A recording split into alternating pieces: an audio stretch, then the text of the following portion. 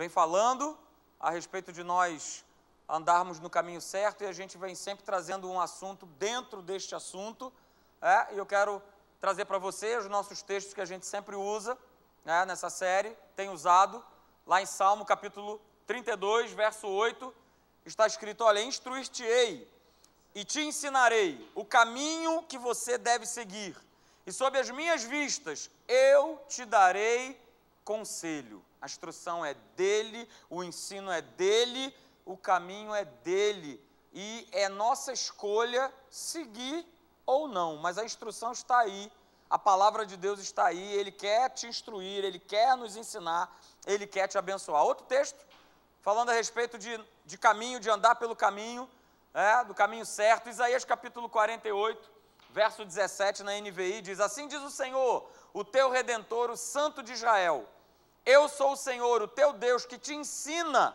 o que é melhor para você, aleluia, e que dirige você no caminho que você deve ir ou deve andar. Ele quer te guiar, o Espírito Santo quer dirigir a tua vida. Existe um caminho para nós trilharmos, e esse caminho chama-se caminho de Deus.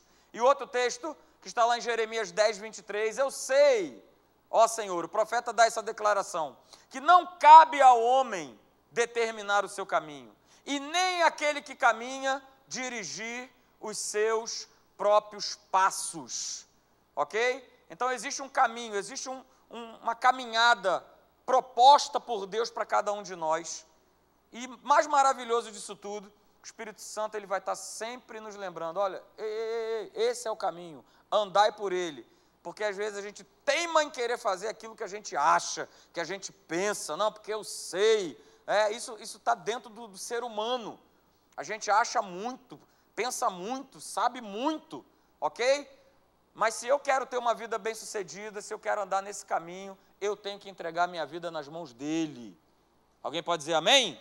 Amém? Amém? Aleluia! Então a gente vai estar dando continuidade hoje, falando isso, indo além da impossibilidade, e eu vou trazer hoje um outro aspecto falando a respeito disso também, de nós irmos além da impossibilidade, ok?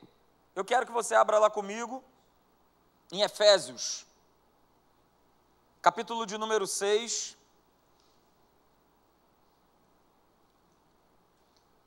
para nós irmos além da impossibilidade e andarmos nesse caminho certo. Hoje eu quero falar de um quesito, Efésios 6, chamado fé. Efésios capítulo 6, a partir do verso de número 10, falando a respeito da armadura de Deus, mas eu quero chamar a tua atenção principalmente no verso 13. Efésios capítulo 6, verso de número 10 diz, quanto ao mais, sede fortalecidos no Senhor e na força do seu poder, revestivos de toda a armadura de Deus, para poder ficar firmes contra as ciladas do diabo, porque a nossa luta, ela não é contra o sangue e a carne, sim contra os principados e potestades, contra os dominadores deste mundo tenebroso, contra as forças espirituais do mal nas regiões celestes. Verso 13, portanto, tomai toda a armadura de Deus, para que você possa resistir no dia mau, e depois de terdes vencido tudo, grifa aí na tua Bíblia, permanecer inabalável. Aleluia. Depois de terdes vencido tudo, permanecer inabaláveis. Queridos, a fé que agrada a Deus é a fé, certamente, que isso aqui que nós acabamos de ler é um recebimento de uma promessa, de nós estarmos revestidos dessa armadura, e por nós estarmos revestidos com ela, nós sairmos sempre vitoriosos. Diz isso aqui no verso 13, nós vamos resistir no dia mau, nós vamos vencer, mas fala também de nós permanecermos, e é exatamente isso. Mais do que simplesmente usar a nossa fé para receber as promessas de Deus, mas a fé também que faz com que a gente permaneça em Deus, ela é tremenda. Em João capítulo 15, verso de número 7, diz, o Jesus declarou isso lá, olha, se você permanecer em mim, e as minhas palavras permanecerdes em vós, pedireis o que quiserdes e vos será feito. Então é algo muito interessante, é legal nós termos a palavra para nós recebermos algo de Deus, não há problema nenhum nisso. Mas a palavra também nos mostra a questão de nós permanecermos. Então segura aí, construir uma fé inabalável é construir uma fé equilibrada para nós podermos receber de Deus e também para nós permanecermos em Deus. As coisas andam juntas. Construir uma fé inabalável é construir uma fé equilibrada. E a gente vai estar falando um pouquinho sobre isso nessa noite. Para que eu possa receber de Deus, como a gente leu no verso 13, resistir no dia mal, vencer tudo e permanecer inabalável. E queridos, é justamente essa permanência em Deus que vai determinar o quanto nós iremos receber de Deus e quanto nós iremos conquistar de Deus. Quanto Ele fará com que nós venhamos a conquistar. E construir uma fé inabalável não é somente desejar, não basta você somente desejar, não basta ser somente na base da sua vontade, de uma vontade humana. Não adianta você dobrar o seu joelho, ou talvez nessa noite abrir a sua boca para dizer: Senhor, como eu acabei de ler aqui, me dá, faça com que eu viva uma fé inabalável. Isso não vai acontecer simplesmente porque você vai abrir a tua boca e você vai pedir. Essa fé inabalável, ela é justamente um fruto de se viver todo dia, todo momento, baseado na palavra de Deus. E ninguém vai conseguir permanecer em Deus se não estiver vivendo a palavra de Deus.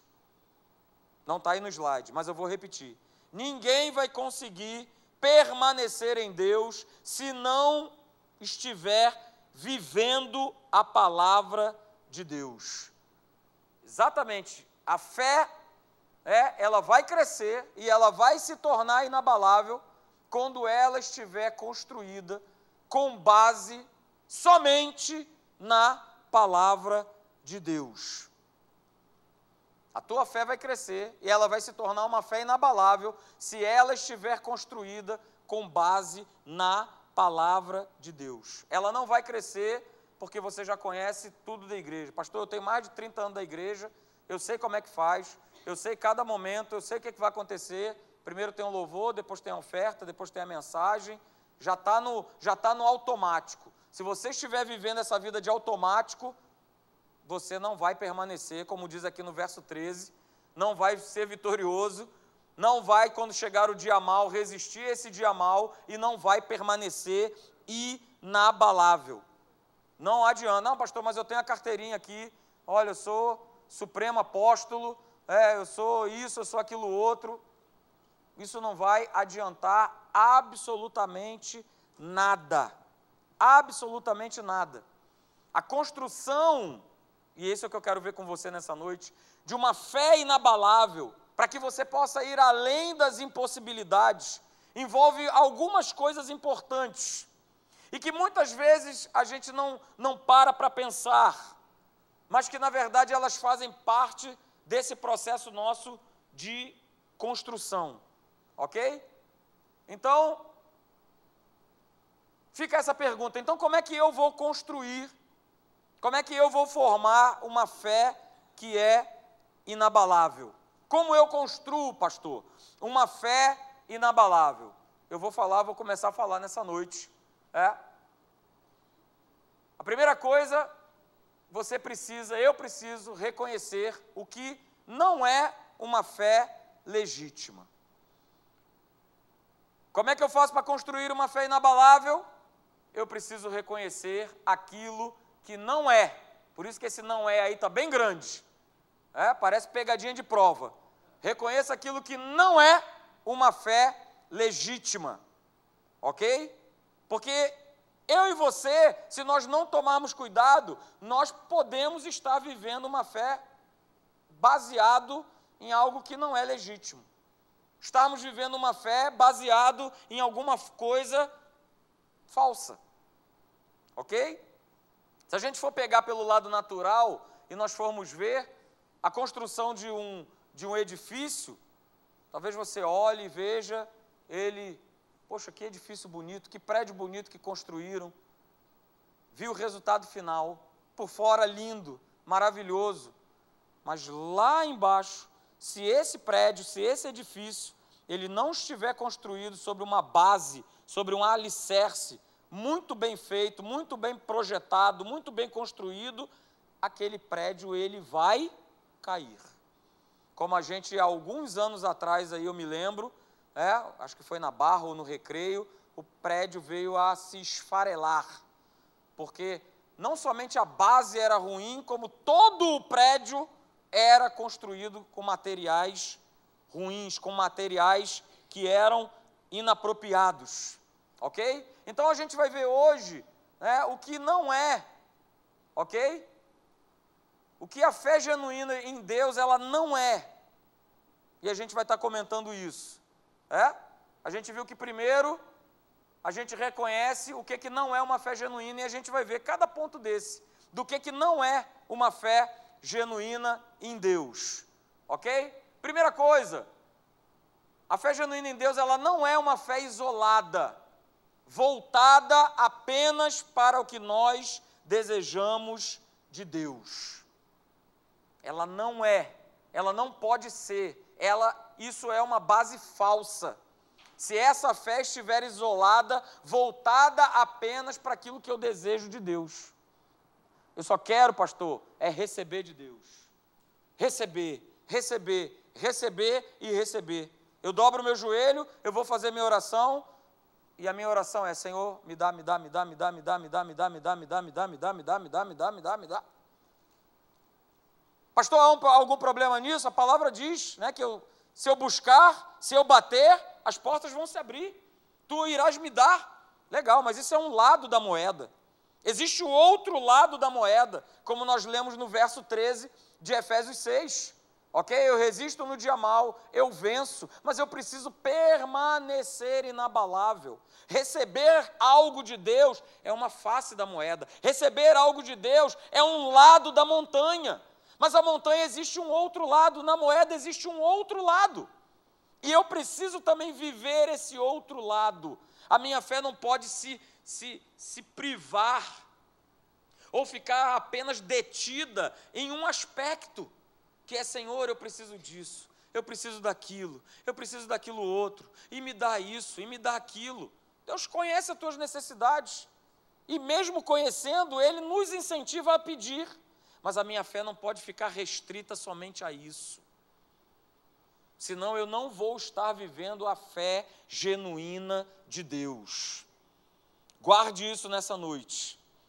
Eu não posso estar voltado apenas para aquilo que eu desejo.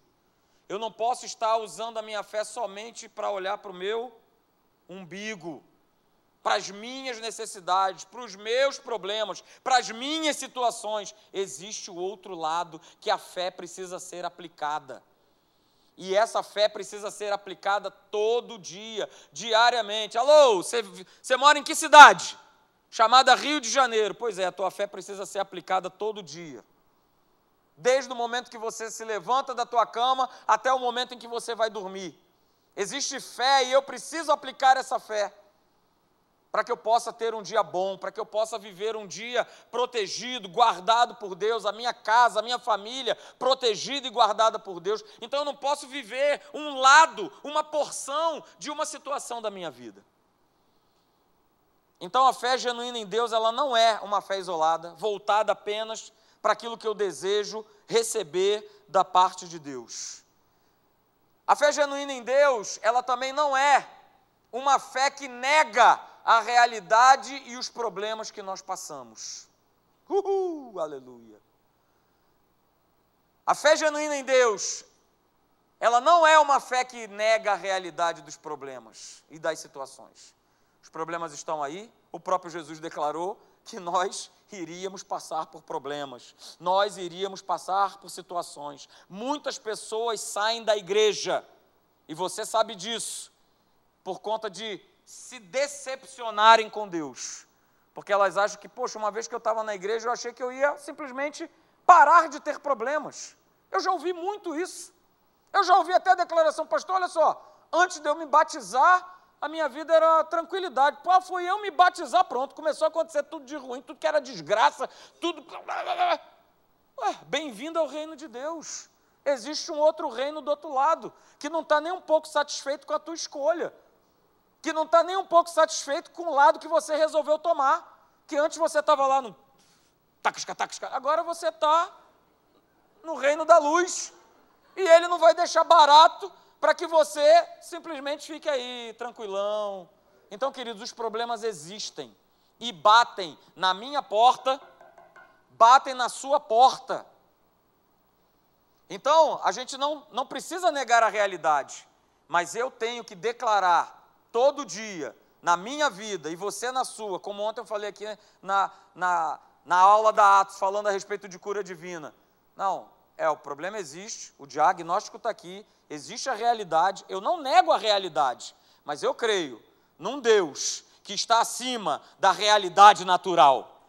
Eu creio num Deus que está acima do que as coisas naturais me mostram que acontecem, dos problemas que se apresentam. A sua palavra me faz voar altaneiramente, aleluia, aleluia. Lembrei essa passagem, glória a Deus. Vamos lá para Abacuque, vai lá comigo, aleluia. Pastor, onde é que fica isso? Te vira, meu irmão, vou te ajudar, hein? Fica antes de Sofonias. Ajudei, hein? Ajudei. E fica depois de Naum. Que ajuda maravilhosa. Abacuque capítulo 3, verso 17, eu amo esse verso, esses dois versos.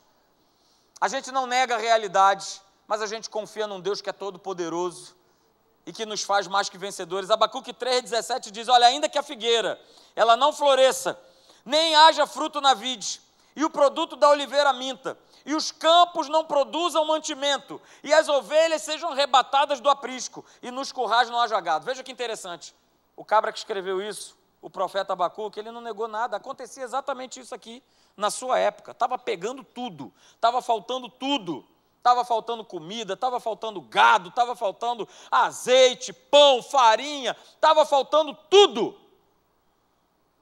Ele não negou, muito pelo contrário, ele fez valer e escrever isso aqui na palavra. Ele declarou isso aqui, verso 17.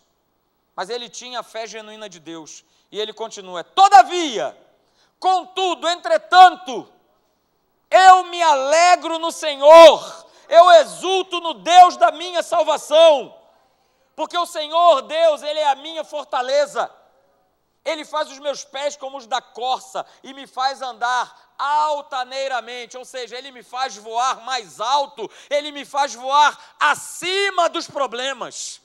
Os problemas estão lá, os problemas existem, os problemas estão aí, mas Ele me faz voar acima, mais alto que os problemas. A fé genuína em Deus, ela não nega a realidade, mas ela também declara o poder e a força que essa palavra tem em cima dos problemas, em cima das pressões, em cima das realidades, dizendo não. Tudo isso é verdade naturalmente falando, mas o poder do meu Deus é maior do que qualquer realidade, é maior do que qualquer força que possa vir contra mim. Diga aleluia! Aleluia! Aleluia! Queridos, a fé genuína em Deus, segura essa aí, aleluia. A fé genuína em Deus não é uma fé que negligencia responsabilidades e compromissos. Aleluia. Isso aqui é legal. A fé genuína em Deus, ela não é uma fé que negligencia responsabilidades e compromissos. Pastor, eu creio em Deus, mas o cabra vive aprontando. E aí ele volta para aquela situação, né? Eu espero receber tudo de Deus, mas eu e você somos homens e mulheres com responsabilidades e compromissos, dentro do reino, espirituais e naturais. E a palavra também diz que primeiro vem o natural e depois o espiritual.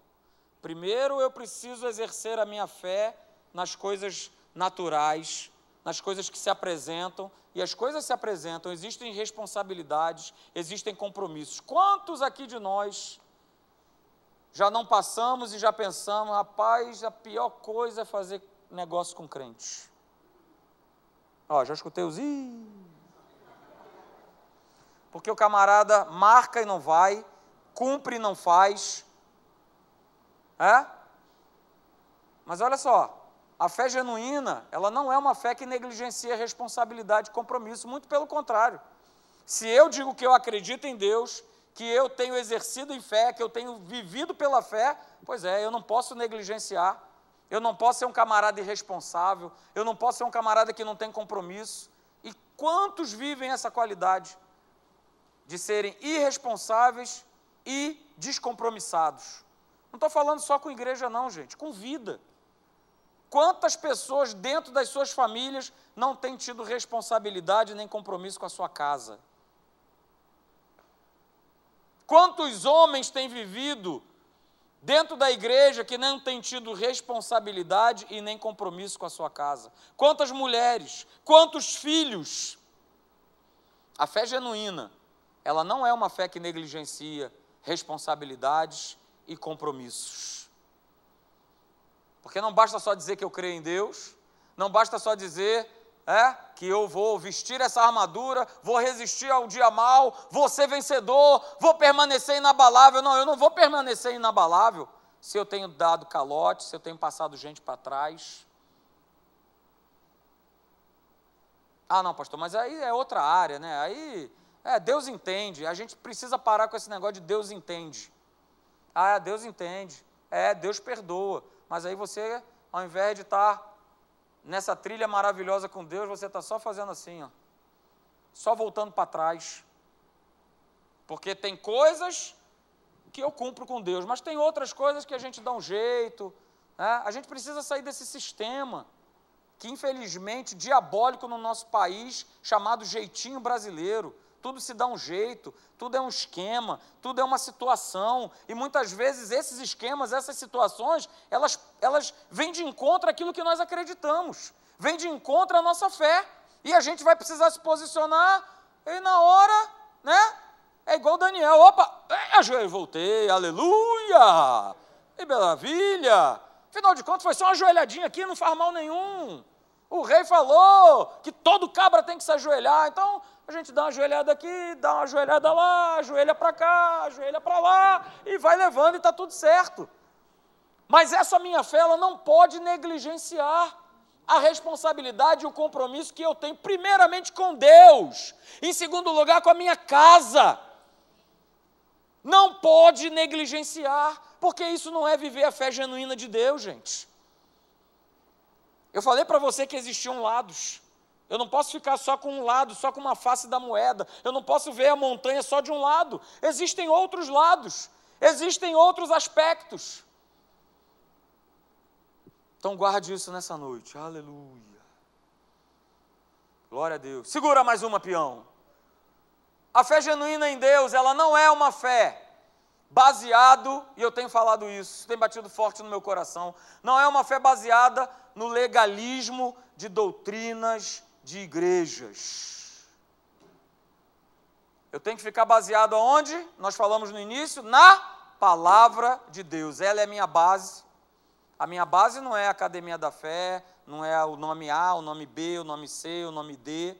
Mas como o povão gosta de se pegar nesse negócio, de nome. Ah, porque a minha que é melhor, a minha que é mais importante, a minha fez isso, a minha faz aquilo, a minha faz aquilo outro. E a gente, sem perceber, a gente vai entrando num legalismo, numa religiosidade, que não vai te dar vitória, que não vai fazer com que você ande além das impossibilidades, que vai fazer com que você trilhe um caminho que não é o caminho que Deus te propôs a andar. Porque eu estou vivendo na religiosidade, no legalismo, daquilo que se fala. Nós vivenciamos isso. Às vezes, talvez o teu universo seja só o universo, pastor, eu me converti aqui na Academia da Fé, estou sempre aqui. Realmente, você talvez não tenha noção, como eu também não tinha. Mas aí, ano passado, a gente foi conviver, e tinham outras pessoas com outras denominações, e aonde a gente pôde perceber o seguinte: caramba, viver a doutrina da igreja é mais importante do que viver esse livro. É mais importante eu ter todo um ritualismo, eu ter todo, não, agora vamos dar a bênção apostólica, agora, tudo é mais importante do que a palavra. A minha prática de vida é totalmente diferente do que está nesse livro. Mas eu sou da igreja A, da igreja B, da igreja C, levanto o bandeirão, e quantas vezes não foram, que vieram me perguntar: você é de que igreja? Sou da igreja de Jesus. Não, sério, cara, qual é o nome da tua igreja? Não, sou da Academia da Fé. Como é que é? Academia, já aconteceu isso com você? Muita gente. Como é que é? Academia da Fé? Para que igreja é essa? Ih, rapaz, esse negócio é estranho, hein? Negócio estranho, porque o cabra está preso no nome. Aí se você falar que é da igreja, da outra igreja então, aí ih, rapaz, essa igreja aí, e não sei o quê. Aí você fala outro: não, essa aí, não, essa eu conheço, essa tem um nome. E desde quando o nome de igreja vai te dar vitória? Desde quando o nome de igreja vai te salvar? Desde quando o nome de igreja vai transformar a tua vida? Mas os cabras estão presos nisso, estão agarrados nisso. São pessoas de Deus? São. São pessoas maravilhosas? São. Nós também convivemos com ela e nós também vimos esse lado. São pessoas que simplesmente não estão tendo a oportunidade, por exemplo, que você tem de estar aqui nessa noite. Diga aleluia. Mas já estão nesse círculo, nesse ciclo vicioso, faz tempo. Então, uma fé genuína, ela não pode estar baseada nesse legalismo de doutrina. Vocês cansam de ouvir aqui e vão cansar de me ouvir falar também aqui. Não se acostume com esse ambiente maravilhoso. Não se acostume com o João tocando. Não se acostume. Porque o que você tem que botar para dentro é a palavra de Deus. Ok? Você pode ter certeza que aqui sempre vai ter alguém ministrando louvor, vai ter sempre alguém aqui pregando, vai ter sempre alguém ministrando a palavra. Não se acostume. Não se acostume com o ambiente, não se acostume com as coisas, não se acostume em vir aqui: terça-feira é legal, vou lá, vou dar chegada lá, e não vir para cá com uma expectativa de que algo vai acontecer, que uma palavra que vai ser ministrada aqui de cima pode mudar a tua vida assim, no estalar de dedos. Uma palavra pode mudar, pode transformar a tua vida para sempre. Então eu tenho que vir para cá, eu tenho que vir com uma expectativa, eu tenho que vir com o meu coração queimando, eu tenho que vir com o meu coração: Senhor, hoje é a noite. E não simplesmente estar em mais um culto, e mais uma reunião, e mais alguma coisa. Queridos, no tempo que nós estamos vivendo hoje, de 2 Timóteo capítulo 3, nos últimos dias sobrevirão tempos difíceis, porque os homens, aí você pega aquela listagem toda, nós estamos vivendo isso. Se eu continuar vivendo na base de legalismo, de religiosidade, não adianta. Eu não vou permanecer inabalável, não tem como, não tem sustentação. É farelo, é areia, não tem base, não tem solidez, não vai ter como ficar, não vai ter como você permanecer. E por último, a fé genuína em Deus, ela não é uma fé que espera que tudo venha a ser perfeito. Claro que não. Eu e você somos seres imperfeitos. A fé genuína em Deus, ela não é uma fé que espera que tudo venha a ser perfeito. As nossas vidas a gente passa por situações, muitas delas a gente não gostaria de passar, muitas situações a gente passa, a gente levanta a plaquinha do porquê, Mas olha só, eu falo para você o seguinte: Deus está no controle da sua vida. Aleluia, mais outra passagem, aleluia. Vá comigo em Isaías. Aleluia! Isaías capítulo 49.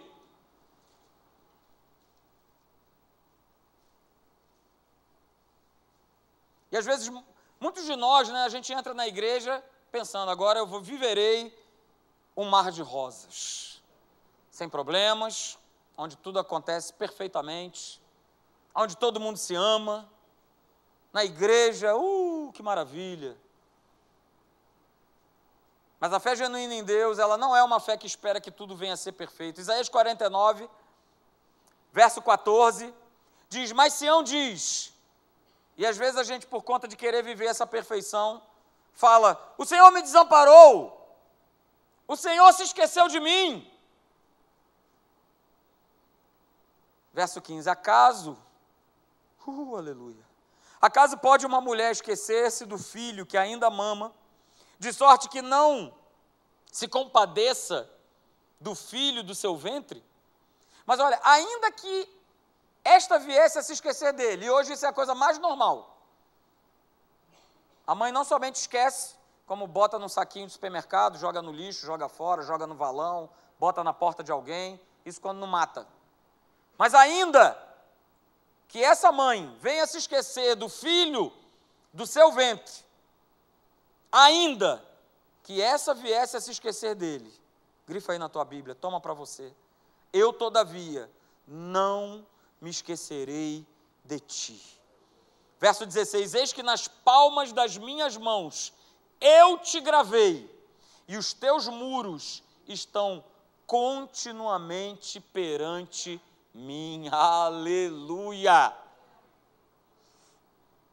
Querido, não espere que a sua vida seja uma vida perfeita, mas espere sim em Deus que a sua vida dê certo, porque você e eu, nós fomos criados por Deus para darmos certo, para termos uma vida de realizações, para termos uma vida de conquistas, para termos uma vida saudável no nosso corpo. Somos imperfeitos, às vezes nós fazemos planos, e muitas vezes, se não em todas as vezes, queremos que Deus se ajuste aos nossos planos. Mas é com Ele. E a melhor coisa, eu digo para você, com experiência própria, é nós estarmos no centro da vontade de Deus. Porque na nossa cabeça, há 3 anos atrás, jamais iríamos imaginar que o perfeito de Deus, a vontade de Deus, seria nós estarmos na África. Para a gente isso não era perfeito, muito pelo contrário. E eu não recrimino vocês, a visão que todos nós não temos mais, mas a visão que todos nós temos é que a África é um lugar de pobreza, é um lugar de miséria, é um lugar de fome, é um lugar de escassez, é um lugar terrível. E naquele momento a gente pensava exatamente isso. Poxa, mas não podia ser igual o pastor Anderson, não, que foi para Washington. Lá sim que é bom, lá sim que é perfeito. Mas o perfeito, a realização, o legal de tudo, é eu e você, nós estarmos no centro da vontade de Deus. Essa é a fé genuína de Deus. Eu e você, nós estarmos nesse centro, e deixar Deus conduzir, e deixar Deus te levar, e deixar Deus colocar para você, mostrar para você, e você só tem que escolher. Como está escrito lá em Deuteronômio capítulo 30, verso de número 15, olha, eu estou te propondo, o bem e o mal, a vida e a morte, olha só, vou te dar um bizu, B-I-Z-U, vou te dar o bizu, escolhe, pois, a vida, para que você venha a ser bem-sucedido, e não somente você, toda a tua descendência. E isso é fato, gente, isso é fato, as nossas filhas já viveram uma condição, e com certeza viverão, coisas que nós, na nossa geração e na nossa idade, nós sequer imaginávamos que nós iríamos viver, e que nós não vivemos, mas porque essa é a promessa de Deus, a tua geração, ela vai te passar, ela vai te surpreender, ela vai estar lá na frente. E qual é o pai que não quer isso? Que o seu filho, a sua filha, sejam mais do que vocês. Quantos não querem os seus filhos bem-sucedidos? Vivermos no centro da vontade de Deus é viver uma vida de conquista, de realização. Situações aparecem, mesmo lá no local que nós estávamos, achando que tudo era perfeito, apareceram problemas, apareceram situações, porque nós vivemos nesse mundo decaído. Como diz a palavra, nós estamos nesse mundo, nós não somos mais dele, mas nós estamos ainda inseridos aqui e seremos pressionados, seremos perturbados pelo inferno, mas eu digo para você nessa noite, a vitória já é tua, porque ele é inimigo derrotado, ele está debaixo dos pés da igreja, e se você é a igreja do Senhor Jesus, relaxa. Efésios 6, verso 13, eu vou resistir no dia mal, eu vou vencer, mas eu preciso permanecer inabalável, porque as situações vêm, se apresentam cotidianamente para cada um de nós, mas eu preciso permanecer. Se você for pegar João capítulo 15, até mais ou menos o verso de número 16, se você tiver o trabalho como eu tive, aparecem simplesmente 11 vezes Jesus declarando que nós devemos permanecer. Permaneçam firmes, olha, permaneçam em mim, olha, que as minhas palavras permaneçam em vós, olha, permaneça. Receber, nós vamos receber, relaxa. Mateus 6,33, se nós buscarmos o seu reino, a sua justiça em primeiro lugar, as coisas nos serão acrescentadas. Ele não vai te deixar faltar nada, ele já deixou, você já ficou sem alguma coisa, ele já te deixou faltar alguma coisa, deixa eu levantar tudo que eu posso levantar aqui, nunca vai deixar, porque ele não falha, porque ele é fiel. Amém, queridos? Vamos ficar de pé, vamos orar.